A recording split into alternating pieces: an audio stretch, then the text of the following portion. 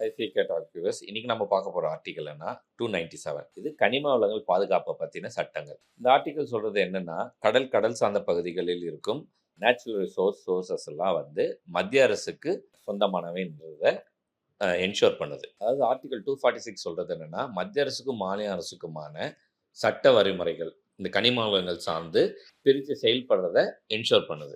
அதே மாதிரி இதே சட்டத்தில் என்ன சொல்கிறாங்கன்னா, கனிம வளங்கள் மற்றும் சுரங்கங்களுக்கு அந்த சட்டங்களை இயற்ற மத்திய மற்றும் மாநில இரு அரசுகளுக்குமே அதிகாரம் பகிர்ந்து கொடுக்குது.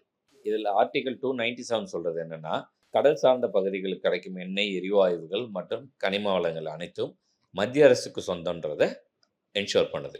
அதே சட்டத்தில் என்ட்ரி 23ல் 7th ஷெட்யூலில் மாநில அரசுக்கான உரிமைகளில் மைன்ஸ் அண்ட் மினரல்ஸை கொண்டு வந்திருக்காங்க.